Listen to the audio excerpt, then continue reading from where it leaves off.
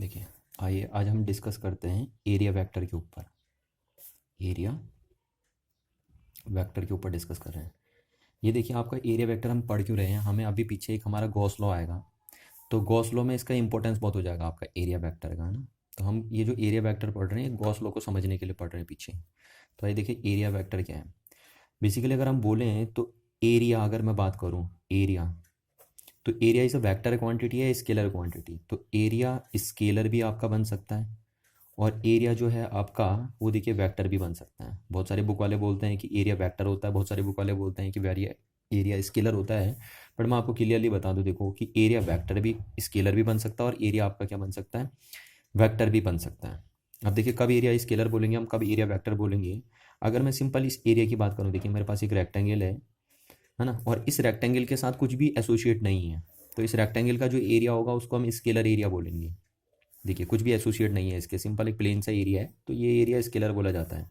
But जबकि अगर मैं सपोज एक एरिया ले लूँ, ये कोई पर्टिकुलर एरिया मैंने ले लिया, और इस एरिया के साथ जैसे सपोज ये इलेक्ट्रिक फील्ड लाइंस एसोसिएटेड है, या मैग्नेटिक फील्ड लाइंस एसोसिएटेड है ना, ये इलेक्ट्रिक फील्ड लाइंस एसोसिएटेड है इस एरिया के साथ। तो अब इस एरिया के साथ कुछ ना कुछ लिंक जरूर है, और वो ऐसी क्वांटिटी लिंक है जो वेक्टर है। तो जब किसी भी ऐसे पर्टिकुलर एरिया के साथ कोई वेक्टर क्वांटिटी लिंक हो जाती है, तो वो एरिया फिर स्केलर ना रह के क्या बन जाता है, आपका वेक्टर बन जाता है। तो इसीलिए मैं आपसे कह रहा हूँ कि अगर प्लेन सा एरिया है, उसके साथ कुछ भी लिंक नहीं है, तो फिर इस एरिया को तो आप स्केलर बोलेंगे, जैसा आप मैथ में बोलते ही हैं। बट अगर किसी एरिया के साथ कोई वेक्टर क्वांटिटी इन्वॉल्व हो जाती है या उससे पास होके जाती है, तो फिर उस एरिया को हम क्या बोल देते हैं कि वो एरिया क्या है, वेक्टर क्वांटिटी है। तो साइंस में हमेशा हम यही यूज़ करेंगे, है ना। साइंस मतलब फिजिक्स में हम हमेशा एरिया को वेक्टर ही बोलेंगे। तो आप ध्यान रखिए, आप एरिया को फिजिक्स में हमेशा क्या कॉल करेंगे, आप वेक्टर ही कॉल करेंगे, क्योंकि हमारा जो एरिया होगा फिजिक्स के अंदर है, उस एरिया के साथ कोई ना कोई वेक्टर क्वांटिटी उससे क्या होकर जा रही होगी, पास होके जा रही होगी। इसलिए हमारा क्या बन जाता है, एरिया वेक्टर क्वांटिटी बन जाता है। तो अगर देखिए हम ये बात करें कि हमारे पास एक रेक्टेंगल है, और इसकी एक साइड ए है और दूसरी साइड बी है, तो इसका एरिया कितना होगा ना। तो इसका एरिया देखिए आप क्या लिखेंगे कि इसका जो एरिया है वो होगा आपका, इसका एरिया ए इंटू बी। तो ये तो आपने सिंपल ही निकाल दिया कि इस रेक्टेंगल का एरिया कितना होगा, ए इंटू बी। पर अगर मैं बोल रहा हूँ कि इस रेक्टेंगल का जो एरिया है वो एक वेक्टर क्वांटिटी है, यानी एरिया एक वेक्टर क्वांटिटी है, तो ये तो हमने इस एरिया का मैग्नीट्यूड लिख दिया। अब हमें इस एरिया की क्या लिखनी है, डायरेक्शन लिखनी है। तो देखिए डायरेक्शन मतलब मेन बात आती है डायरेक्शन से। मैग्नीट्यूड तो आप निकाल ही लेते हैं एरिया का, जैसे आपने प्रीवियस क्लास में छठी सातवीं क्लास में निकाला है कि एरिया का मैग्नीट्यूड कैसे निकालते हैं आप, जैसे रेक्टेंगल के लिए साइड इनटू साइड, है ना, और स्क्वायर के लिए साइड इनटू साइड। आपका सर्किल हो गया तो सर्किल के लिए आप पाई आर स्क्वायर निकालते हैं। तो इस तरीके से आप एरिया का मैग्नीट्यूड तो निकालते हैं। बात आती है एरिया के डायरेक्शन की, कि एरिया की डायरेक्शन क्या होगी। तो आइए हम यहाँ पे बात कर देते हैं direction of area vector. Direction of area vector, direction of area vector. Area vector की डायरेक्शन क्या होती है, मैग्नीट्यूड तो सभी निकाल देते हैं एरिया का, बस दिक्कत आती है तो डायरेक्शन में। तो how to find out the direction of area vector. तो एरिया जो वेक्टर होगा उसकी डायरेक्शन क्या होगी हमें वो बता दें। तो पहले मैं बात करता हूँ ओपन सर्फेसिस के लिए, ओपन सर्फेसिस के लिए, ओपन सर्फेसिस के लिए। फिर मैं बात करूंगा क्लोज सर्फेस के लिए। तो देखिए ओपन सर्फेस अगर ये है, सपोज हमारे पास ये एक्स वाई जेड प्लेन है, ये एक्स वाई जेड एक्सिस हमारे पास, और मैंने कोई सरफेस ऐसी रखी है, इस तरीके से रखी कोई सरफेस, है ना, यानी एक्जेड प्लेन में मैंने रखी है। एक्जेड प्लेन में ये सरफेस रखी है, एक रेक्टेंगल रखा है, एक फ्लैट सरफेस मैंने रखी है एक्जेड प्लेन में। ये एक्जेड प्लेन में मैंने एक सरफेस रखी है। तो इसका जो एरिया वेक्टर होगा वो किस डायरेक्शन में होगा।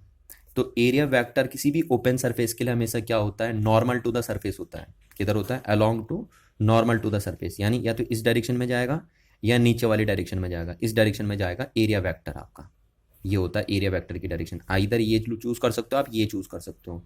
तो आप बोलोगे ओपन सरफेस के लिए क्या होता है, the direction of area vector, the direction of area vector for open surfaces, for open surfaces is always, is always along the normal to the surface, normal to the surface। यानी इस open surface का, ये जो open surface हमारी flat दी है जो x Z plane में रखी है, इसका अगर हमें एरिया वेक्टर की डायरेक्शन पता करनी है तो इसके एरिया वेक्टर की डायरेक्शन हमेशा किधर आएगी, normal along the normal to the surface. तो यानी इधर आएगी या इधर आएगी। तो आप कोई भी चूज कर सकते हैं, आप ऊपर चूज कर सकते हैं, आप नीचे चूज कर सकते हैं, है ना।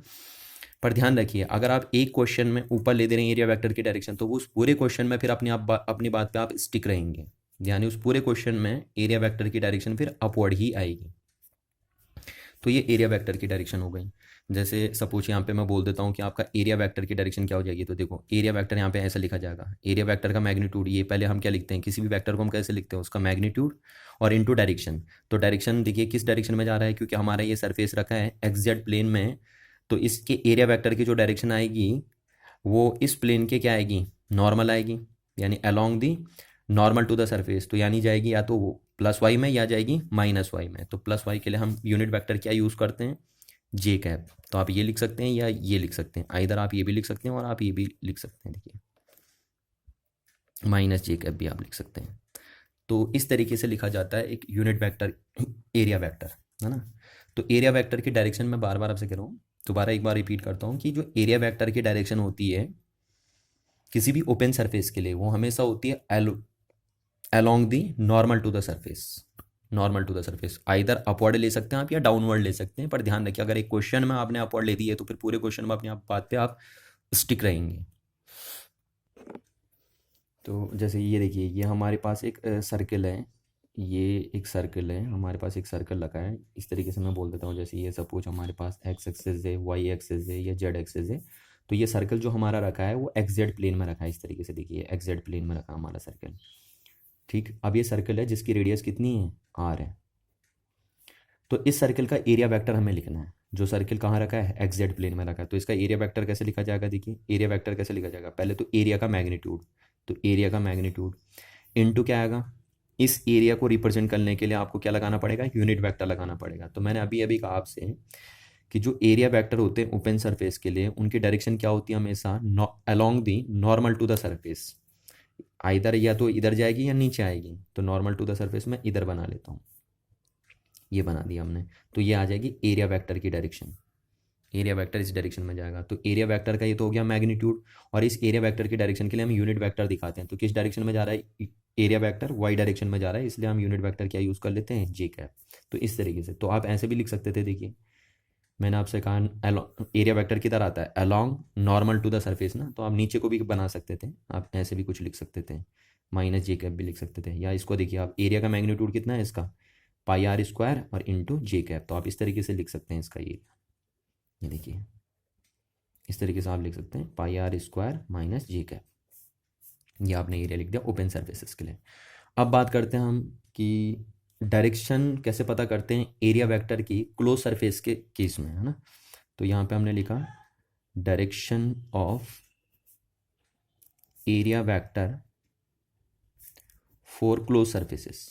अगर हमारे पास क्लोज सरफेसेस हैं तो हम एरिया वेक्टर की डायरेक्शन कैसे पता करते हैं, direction of area vector for close surfaces. तो देखिए क्लोज सरफेस जैसी हमारी है, तो ये मैंने क्यूब ले लिया, पहले हम क्यूब से भी स्टार्ट करते हैं। तो ये हमने क्यूब ले लिया, इस क्यूब में। अब आपको पता है क्यूब में कितनी सरफेसेस होती हैं, 6 सरफेसेस होती हैं ना, 6 फेस होते हैं, तो 6 सरफेसेस होती हैं क्यूब के अंदर। तो ये क्लोज सरफेस है। अब क्लोज सरफेस के लिए एरिया वेक्टर कैसे बनेगा, तो देखिए जैसे मैंने बोल दिया, ये सरफेस नंबर फर्स्ट हो गई आपकी, है ना। ये राइट हैंड साइड की सरफेस, लेफ्ट हैंड साइड की सरफेस, ये हो गई आपकी अपर सरफेस, ऐसे यू लिख दिया मैंने। ये हो गई आपकी बॉटम सरफेस, ये हो गई आपकी फ्रंट सरफेस, और ये हो गई आपकी बैक सरफेस। तो ये 6 सरफेसेस हैं हमारे पास, right surface, left surface, upper surface, bottom surface, front surface और बैक सरफेस, 6 सरफेसेस हैं। तो ये क्लोज फिगर है। अब इसमें एरिया वेक्टर की डायरेक्शन कैसे लिखेंगे आप, तो देखिए इस क्यूब के इस सरफेस के लिए जो एरिया वेक्टर आएगा वो हमेशा क्या आता है, क्लोज सरफेस के लिए जो एरिया वेक्टर आता है वो आता है आउटवर्ड along the आउटड्रॉन नॉर्मल, इस डायरेक्शन में आएगा। देखिए किधर आएगा, हमेशा along the आउटड्रॉन नॉर्मल, यानी नॉर्मल में ही आएगा पर आउटड्रॉन को होगा, आउटवर्ड डायरेक्शन में होगा। अब इस सरफेस के लिए अगर हम इस लेफ्ट सरफेस की बात करें तो इसके लिए एरिया वेक्टर किधर आएगा, आउटड्रॉन नॉर्मल, तो इस डायरेक्शन में आ जाएगा, है ना। आउटड्रॉन नॉर्मल यही हुआ। इसका एरिया वेक्टर किधर आएगा, तो ये एरिया वेक्टर हो गया राइट सरफेस का, ये एरिया वेक्टर हो गया लेफ्ट सरफेस का, इधर को आएगा। अच्छा, एरिया वेक्टर अपर सरफेस के लिए किधर जाएगा, आउट ड्रॉन नॉर्मल, तो इस तरीके से चले जाएगा अपर सरफेस का एरिया वेक्टर। बॉटम सरफेस का किधर जाएगा, आउट ड्रॉन नॉर्मल, तो ये चले जाएगा। ऐसी फ्रंट फेस का किधर आएगा, आउट ड्रॉन नॉर्मल, तो बाहर को आ जाएगा ऐसे करके out drawn normal. Front surface का सरफेस एरिया वेक्टर, और बैक सरफेस का किधर चले जाएगा एरिया वेक्टर, पीछे को चले जाएगा ना, आउट ड्रॉन नॉर्मल, तो पीछे को जाएगा आउट ड्रॉन नॉर्मल, तो ये बैक सरफेस का सरफेस वेक्टर। तो इस तरीके से हम बोलते हैं कि क्लोज सरफेस के लिए एरिया वेक्टर की डायरेक्शन क्या होती है ना, तो the direction of area vector for close surfaces is always किधर होगी, is always along the outdrawn normal to the surface, यानी सरफेस पे जो नॉर्मल आउटवर्ड साइड को उसकी डायरेक्शन में होगी एरिया वेक्टर की डायरेक्शन। ये देखिए लिखा हमने, the direction of area vector for a close surface is always be along the outdrawn normal to the surface, along the outdrawn normal to the surface। ये देखिए सारे आउटवर्ड लग रहे हैं, इस तरीके से आप बनाएंगे क्लोज सरफेस के लिए। तो क्लोज सरफेस के लिए एरिया वेक्टर कैसे डिसाइड करते हैं, आपको समझ में आई बात। अच्छा, नेक्स्ट बात करता हूँ मैं कि ये तो क्यूब था, अगर हम सर्कल की बात स्फीयर की बात करें तो स्फीयर के केस में आप कैसे करेंगे, देखिए स्फीयर के केस में कैसे करेंगे आप, ये अगर हमारा स्फीयर है क्लोज सरफेस है, इसका एरिया वेक्टर आप कैसे बनाएंगे। तो अब जरा आप ध्यान देखिए, इसमें एरिया वेक्टर एक पर्टिकुलर डायरेक्शन में होता है ना, तो अब जो सर्किल है उसकी कोई पर्टिकुलर डायरेक्शन तो है नहीं, तो सर्किल के केस में आप क्या करेंगे, इसके छोटे छोटे पार्ट्स बनाएंगे। देखिए छोटे छोटे पार्ट्स लेंगे आप, इस तरीके से इसकी छोटे छोटे सरफेस में डिवाइड कर देंगे आप ये स्फीयर को। स्फीयर के केस में ही करेंगे बस, ऐसा है ना। ये देखिए वहाँ पे तो बढ़िया था, फ्लैट था सरफेस। अब यहाँ पे क्या करेंगे आप, कर्व सरफेस अगर आपकी है और क्लोज भी है, कर्व है और क्लोज है, तो आप इस तरीके से चले छोटे छोटे एरिया बना लेंगे इसके। अब यहाँ पे देखिए सर्कल का सेंटर है, तो इस सरफेस पे जो नॉर्मल होगा वो किधर होगा, आउटड्रॉन नॉर्मल ना। मैंने अभी कहा था आपसे कि क्लोज सरफेस के लिए जो एरिया वेक्टर बनता है वो किधर बनता है, आउटड्रॉन नॉर्मल, तो इसका आउटड्रॉन नॉर्मल इस तरीके से बन जाएगा। अगर ये हमारी DS1 है तो ये DS1 वेक्टर ऐसे बन जाएगा। अगर ये सरफेस DS2 है तो इसका इस सरफेस का एरिया वेक्टर किधर बनेगा, आउटड्रॉन नॉर्मल, तो इस तरीके से बन जाएगा। और आपको ध्यान रखना है क्योंकि ये नॉर्मल है तो ये पीछे यहाँ सेंटर से मैच होना चाहिए ना। अच्छा, इसका एरिया वेक्टर मेरे को बनाना, अगर सपोज DS3 एरिया है तो इसका एरिया वेक्टर हमें बनाना है तो किधर बनेगा, आउटड्रॉन नॉर्मल, इस तरीके से बन जाएगा इसका एरिया वेक्टर। तो आपको ध्यान रखना है कि अगर आपकी क्लोज सरफेस कर्व भी है, क्लोज सरफेस अगर कर्व है तो उस केस में आपको एरिया वेक्टर कैसे बनाना होता है, पहले आप छोटे छोटे एरिया लेते हैं और फिर उन पर आउटड्रॉन नॉर्मल लगा देते हैं, तो वो आउटड्रॉन नॉर्मली उस छोटे से एरिया पे क्या बताता है, एरिया वेक्टर की डायरेक्शन बताता है। तो आपको पता चला कि ओपन सरफेस के लिए एरिया वेक्टर की डायरेक्शन हमेशा क्या होती है, perpendicular to the surface, along to the perpendicular to the surface. और जो आपकी क्लोज सरफेसेज होती हैं उनके लिए एरिया वेक्टर की डायरेक्शन होती है आपकी along the outdrawn normal to the surface. इस बात का ध्यान रखिए, है ना। एक बार दोबारा रिपीट कर रहा हूँ, ओपन सरफेसेस के लिए एरिया वेक्टर की डायरेक्शन क्या होती है, along the normal to the surface. और क्लोज सरफेस के लिए एरिया वेक्टर की डायरेक्शन क्या होगी, along the outdrawn normal to the surface. तो आपको ध्यान रखना है कि सर्किल के केस में कैसे बनाते हैं, अगर स्फीयर है तो आपको कैसे बनाना है, और आपको क्यूब है तो किस तरीके से आपको एरिया वेक्टर की डायरेक्शन डिसाइड करनी होती है। देखो अगर कर्व सरफेस आपके पास है तो तब आप ऐसे छोटे छोटे पार्ट्स लेके उनके एरिया वेक्टर ऐसे डिसाइड करेंगे, ध्यान रखना है ना। इस केस में कर्व सरफेस के केस में आप ऐसा करते हैं। अब आइए देखिए स्टैंडर्ड तरीका क्या है। अब मैं स्टैंडर्ड वे से दिखा रहा हूँ कि एरिया वेक्टर कैसे दिखाते हैं। तो ये देखिए मैंने standard way to represent area vector. देखो ये अगर आप मेरी बात को फॉलो करते चलेंगे इस स्टैंडर्ड वे से, अगर कभी आप एरिया वेक्टर लिखेंगे तो फिर आपको कहीं भी दिक्कत नहीं आएगी, है ना। चाहे आपको 3D में देखना हो, 2D में देखना हो, आप कहीं पे भी अगर आप देखेंगे तो फिर एरिया वेक्टर निकालने में आपको कोई दिक्कत नहीं आएगी अगर आप इस स्टैंडर्ड मेथड से रिप्रेजेंट करोगे एरिया वेक्टर को। तो यही मैंने लिखा यहाँ पर, standard way to represent the area vector. तो देखिए स्टैंडर्ड वे क्या है, आपको पता है, ये मैंने आपको क्या दिया, ये दे दिया हमने एक रेक्टेंगल सपोज, और इसकी एक साइड है A और दूसरी साइड कितनी है B। ये एक रेक्टेंगल दे दिया हमने आपको। अब इस रेक्टेंगल का नाम रख दिया हमने A B C और D। ठीक है। अब इसका एरिया वेक्टर अगर हमें लिखना था तो हम अभी तक कैसे लिख रहे थे एरिया वेक्टर, हम इसका एरिया वेक्टर लिख रहे थे मैग्नीट्यूड ऑफ द एरिया और इनटू, हम इसका जो एरिया वेक्टर लिख रहे थे वो क्या लिख रहे थे, magnitude of this area and the direction. तो डायरेक्शन के लिए हमें पता है कि इसकी डायरेक्शन या तो किधर आएगी, देखिए अगर ये हमारी x axis y axis z axis अगर है, एक्स एक्सेस वाई एक्सेस और जेड एक्सेस, तो आपको पता है ये जो रेक्टेंगल रखा है वो किस प्लेन में रखा है, वो एक्स वाई प्लेन में रखा है। तो इसके जो एरिया वेक्टर की डायरेक्शन आएगी, इस रेक्टेंगल के जो एरिया वेक्टर की डायरेक्शन आएगी वो किधर आएगी, along the normal to the surface. और क्योंकि सरफेस कहाँ रखी है, एक्स वाई प्लेन में रखी है, तो जो एरिया वेक्टर की डायरेक्शन आएगी यानी वो नॉर्मल टू द सरफेस, तो normal to the along the normal to the surface यानी या तो जेड डायरेक्शन में आएगी प्लस की, या माइनस जेड डायरेक्शन में आएगी। ठीक है, या तो प्लस जेड डायरेक्शन में आएगी या माइनस जेड डायरेक्शन में आएगी। तो मैंने क्या ले लिया, मैंने उसे प्लस जेड डायरेक्शन में ले लिया, तो प्लस जेड डायरेक्शन में ले लिया तो हम उसे लिखेंगे के कैप। मैं आपसे कह रहा हूँ कि आप माइनस जेड डायरेक्शन में भी उसे ले सकते हैं ना, क्योंकि एरिया वेक्टर की डायरेक्शन क्या होती है, along the normal to the surface for open surface के लिए। तो ये लगा दिया हमने, तो इस तरीके से लिखते हैं हम। अब यहाँ पे आप ये लिख सकते हैं एरिया कितना है इसका, ए इंटू बी, और ये क्या बना आपका के कैप। तो इस तरीके से आप इस रेक्टेंगल का एरिया वेक्टर लिखते हैं। ये तो हमारा जनरल वे है। अब देखो मैं इसको स्टैंडर्ड वे से लिखता हूँ। स्टैंडर्ड वे में आप क्या लिखेंगे, स्टैंडर्ड वे में मैं इस एरिया वेक्टर को देखिए क्या लिख दिया मैंने, इस ए बी को मैंने वेक्टर बना दिया, ए बी वैक्टर, और क्रॉस कर दिया इसको भी मैंने एक वेक्टर बना दिया इंटू बी सी वैक्टर। अब जरा ये है स्टैंडर्ड तरीका, देखिए एरिया वेक्टर को लिखने का स्टैंडर्ड तरीका ये, किसी भी फ्लैट सरफेस के लिए, कोई भी फ्लैट सरफेस हो, रेक्टेंगल ही नहीं, आपका स्क्वायर हो, आपका प्लेट हो, कोई भी चीज़ हो ना, डिस्क हो, कुछ भी हो, तो आपका किसी भी फ्लैट सरफेस के लिए इस एरिया वेक्टर लिखने का ये एक स्टैंडर्ड वे है कि एक फ्लैट सरफेस के लिए आप एक एरिया वेक्टर को कैसे स्टैंडर्ड फॉर्म में लिखते हो, तो ऐसे लिखना आपको। मैंने ए बी वैक्टर बना दिया और बी सी को भी वैक्टर बना दिया। अब जरा आप इसको देखिए, खोल के देखेंगे आप तो क्या बनेगा आपका ना, ए बी वैक्टर जो है, देखिए ए बी वैक्टर जो है उसका मैग्नीट्यूड कितना है, आप इसको खोलेंगे तो आपको पता है जो दो वैक्टर का क्रॉस प्रोडक्ट आप लगाते हैं ना, ए वैक्टर क्रॉस बी वैक्टर, तो क्या खुलता है, ए का मैग्नीट्यूड इंटू बी का मैग्नीट्यूड और इंटू साइन थीटा और एन कैप, जहाँ एन कैप क्या होता है, ए क्रॉस बी की डायरेक्शन बताता है ना, और एन कैप की डायरेक्शन हमेशा क्या होती है, along the normal to the plane containing by these two vectors.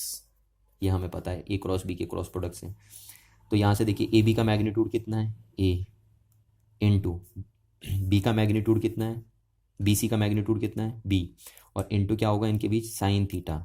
ठीक है, और एन कैप हमें ये डायरेक्शन लिखनी है, एन कैप। तो एन कैप हम कैसे निकालेंगे, हम यहाँ पे लगाएंगे, क्योंकि हमें पता है इन दोनों के क्रॉस, ये इन दोनों का क्रॉस प्रोडक्ट इस एरिया वेक्टर की डायरेक्शन डिसाइड कर रहे हैं। तो हम यहाँ पे लगाएंगे मैक्सवेल का राइट हैंड थंब रूल लगा लीजिए, मैक्सवेल का राइट हैंड स्क्रू रूल लगा दीजिए आप। तो मैं मैक्सवेल का राइट हैंड थंब रूल लगा दे रहा हूँ। देखो मैक्सवेल का राइट हैंड थंब रूल क्या कहता है कि पहले वेक्टर की डायरेक्शन में आप रखेंगे पाम। तो ये पहला वेक्टर डायरेक्शन है मेरा ए बी, तो ए बी की डायरेक्शन में मैंने रख दिया अपनी पाम। दूसरा वेक्टर है बी सी, तो बी सी दूसरे वेक्टर की डायरेक्शन में आप अपने राइट हैंड फिंगर को कर्ल करेंगे। ये देखिए मैंने दूसरे वेक्टर की डायरेक्शन में अपने राइट हैंड फिंगर को कर्ल कर लिया बी सी की डायरेक्शन में। ये देखिए पहले वेक्टर की डायरेक्शन में रखना है पाम, और दूसरे वेक्टर की डायरेक्शन में क्या करते हैं हम, फिंगर को कर्ल, राइट हैंड फिंगर को कर्ल किया, तो ये कर्ल कर दिया। तो जो इरेक्टेड थंब है वो किसकी डायरेक्शन बताएगा आपको, इरेक्टेड थंब आपको इन दोनों के क्रॉस प्रोडक्ट की डायरेक्शन बताएगा ये। तो यानी किसकी डायरेक्शन बताएगा, इस एरिया वेक्टर की डायरेक्शन बताएगा। तो इस एरिया वेक्टर की डायरेक्शन किधर को आई, बाहर को आई, बाहर को मतलब प्लस जेड डायरेक्शन में आई, क्योंकि प्लस जेड डायरेक्शन इधर है। तो उसके लिए हमने यूनिट वेक्टर क्या यूज़ कर देना है, के कैप यूज़ कर देना है। अब जरा आप यहाँ पे देख लीजिए, तो इन दोनों वेक्टर्स के बीच में एंगल कितना है, 90 डिग्री का है। तो यहाँ पे आप थीटा कितना पुट कर देंगे, 90। तो ए बी और साइन 90, तो साइन 90 डिग्री कितना हो जाएगा आपका, 1 हो जाएगा। तो आपका कितना आया, ए बी, और ये कितना आया आपका, के कैप आया। तो देखिए वही आया जो हमने पहले लिखा था, पहले हमने डायरेक्ट लिख दिया था, अब हमने ऐसे लिख दिया। तो रिजल्ट अगर आप इसको भी खोल के देखेंगे तो वही आएगा आपका रिजल्ट जो हमने पहले डायरेक्ट लिखा था। पर ये एक स्टैंडर्ड तरीका होता है ना, ये तो एक रफ तरीका है एरिया वेक्टर को लिखने का, ये एक स्टैंडर्ड तरीका है देखो एरिया वेक्टर को लिखने का। इससे आपको मैग्नीट्यूड भी पता चल जाएगा और डायरेक्शन भी पता चल जाएगी। और अगर आप ऐसा लिखेंगे तो आप कभी मार नहीं खाएंगे एरिया वेक्टर की डायरेक्शन फाइंड आउट करने में। ठीक है, आइए अब हम एक न्यूमेरिकल देखते हैं। देखिए देखो हमारे न्यूमेरिकल में क्या है, क्वेश्चन है मेरे को, find the direction of area vector, direction of area vector in following figure, in following figure. ये मैंने आपको दे दिया। फॉलोइंग फिगर में आप क्या पता करेंगे, डायरेक्शन ऑफ एरिया वेक्टर पता करेंगे। तो ये हमारे पास फिगर बनाया मैंने, ये हमारी एक्स एक्सेस है, ये हमारी वाई एक्सेस है, और ये हमने ले ली जेड एक्सेस। और इसमें मैंने एक स्क्वायर रख दिया है। इसमें मैंने क्या रख दिया है, एक स्क्वायर रख दिया है। तो ये स्क्वायर हमने इस तरीके से रख दिया है, ये देखिए।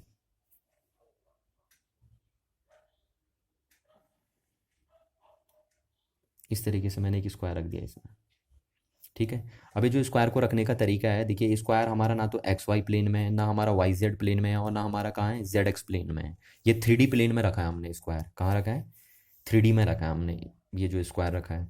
और इस स्क्वायर का नाम, ये स्क्वायर है, और यहाँ पे ये एंगल 37 डिग्री आपका बन रहा है। और इस स्क्वायर की एक साइड है आपकी 5 सेंटीमीटर लॉन्ग है, ये आप मान के चलेंगे कि 5 सेंटीमीटर है। तो आपको पता है स्क्वायर की हर एक साइड क्या होगी, अगर ये 5 सेंटीमीटर है तो सारी साइड बराबर ही होंगी। तो ये हमारे पास एक सिस्टम दिया है जिसमें जो आपका स्क्वायर है वो ना तो एक्स वाई प्लेन में, ना वाई जेड प्लेन में, ना जेड एक्स प्लेन में है ना, ये एक्स वाई जेड तीनों प्लेन में है, यानी ये 3D प्लेन में है ये स्क्वायर आपका। और इस केस में आपको एरिया वेक्टर की डायरेक्शन पता करनी है। इसमें एरिया वेक्टर लिख के दिखाएंगे आपकी कैसे इसका एरिया वेक्टर लिखा जाएगा। तो देखिए कैसे करते हैं हम इसको। मैंने आपको अभी क्या बताया था, मैंने कहा था कि जब भी आपको किसी भी फ्लैट सरफेस का एरिया वेक्टर लिखना है, किसी भी फ्लैट सरफेस का एरिया वेक्टर लिखना है, तो आपके पास एक स्टैंडर्ड तरीका ये है देखिए लिखने का। इस तरीके से अगर आप लिखेंगे तो आप कहीं पे भी एरिया वेक्टर की डायरेक्शन इजीली फाइंड आउट कर लेंगे। तो देखिए यही तरीका मैं यहाँ अपनाता हूँ कि कैसे हम स्टैंडर्ड तरीके से लिखते हैं। तो आइए हम देखते हैं कि इस स्क्वायर के जो एरिया होगा उसका एरिया वेक्टर कैसे लिखा जाएगा। तो मैंने इस स्क्वायर का नाम दे दिया ABCD, ठीक है। अब आपको पता है, देखिए ये जो साइड है इसके कोऑर्डिनेट क्या होंगे, इस डी पॉइंट के कोऑर्डिनेट क्या होंगे। आप एक्स में तो 0 चल रहे हो, वाई में कितना चल रहे हो 5 सेंटीमीटर है ना, और जेड में कितना चल रहे हो 0 चल रहे हो आप, ठीक है। क्योंकि इसका एरिया वेक्टर कैसे लिखूंगा, देखिए मैं इसका एरिया वेक्टर में लिखूंगा AB, अभी अभी जो मैंने बताया था AB cross BC, AB cross BC। अब आपको पता है BC और AD की वैल्यू बराबर ही आपको दिख रही है, तो हम ऐसे भी लिख सकते हैं कि AB क्रॉस AD। देखिए क्योंकि BC की डायरेक्शन और AD की डायरेक्शन भी बराबर है, और मैग्नीट्यूड भी क्या है, दोनों का बराबर है, क्योंकि ये 5 सेंटीमीटर वो भी 5 सेंटीमीटर, और दोनों की डायरेक्शन एक डायरेक्शन में, तो हम BC को AD से रिप्लेस कर सकते हैं। तो ये हमारा इस स्क्वायर का एरिया वेक्टर लिखने का एक स्टैंडर्ड तरीका है, ये स्टैंडर्ड तरीका होता है लिखने का। अब इस स्टैंडर्ड तरीकों को फॉलो करते हुए चलते हैं। देखिए हमारे पास AB जो है, तो AB हमें लिखना है। तो AB का मैग्नीट्यूड तो हमें पता है, देखिए AB का मैग्नीट्यूड तो हमें पता है कि AB का मैग्नीट्यूड कितना आपका 5 है, इसका मैग्नीट्यूड, ठीक है, इसका मैग्नीट्यूड 5 है AB का।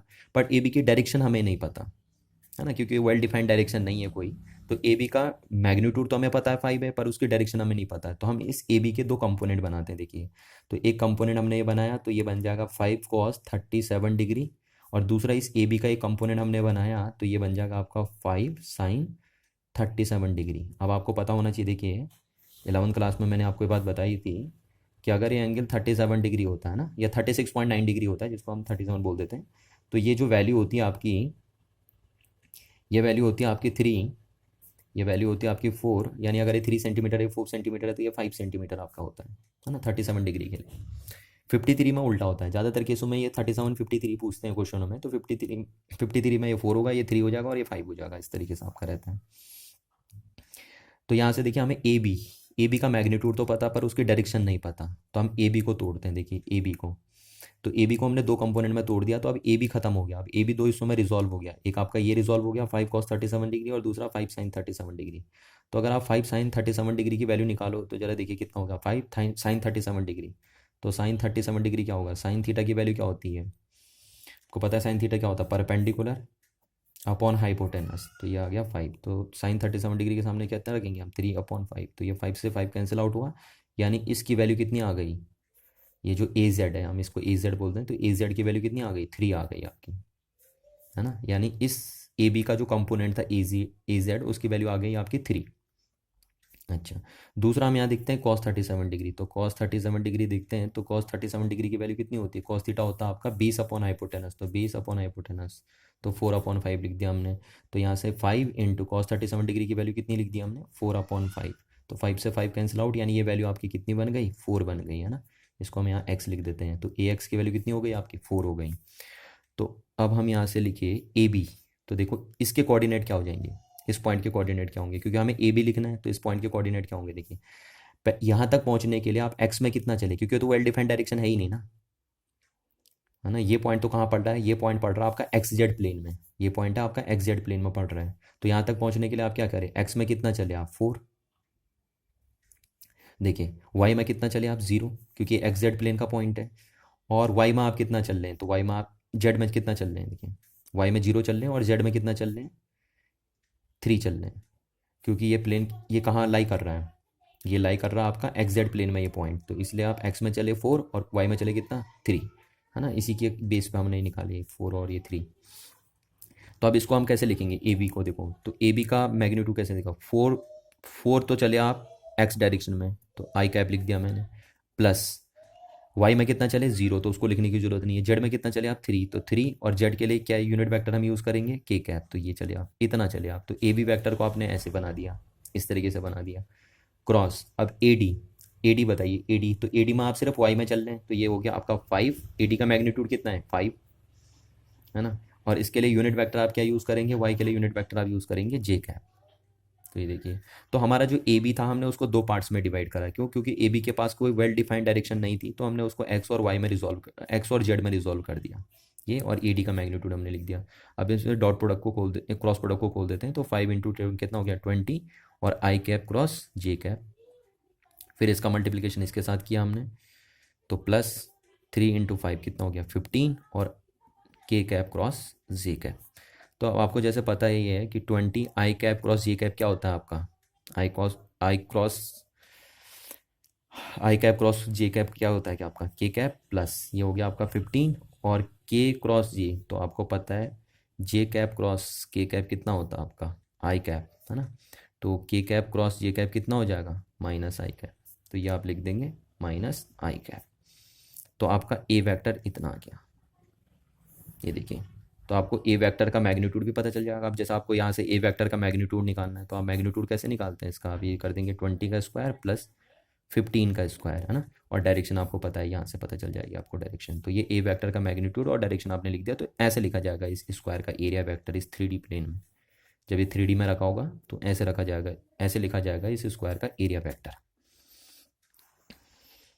तो आपको क्लियरली समझ में आनी चाहिए बातें कि कैसे एक एरिया वेक्टर लिखा जाता है ना। तो ये एक स्टैंडर्ड तरीका देखिए, आपने इस तरीके से लिखा तभी आप सक्सेसफुल हुए हैं ऐसे करके। बाकी आप किसी और कॉमन सेंस से भी निकाल सकते हैं, पर देखिए इस तरीके से लिखेंगे तो कभी भी आपका क्वेश्चन फंसेगा नहीं, अगर आप इस तरीके से एरिया वेक्टर को लिखते हैं। जो स्टैंडर्ड तरीका मैंने आपको यहाँ पर बताया ये, कि स्टैंडर्ड तरीका क्या है एरिया वेक्टर लिखने का। तो ये बना, और इसका ये मैग्नीट्यूड आप निकाल लेंगे यहाँ से।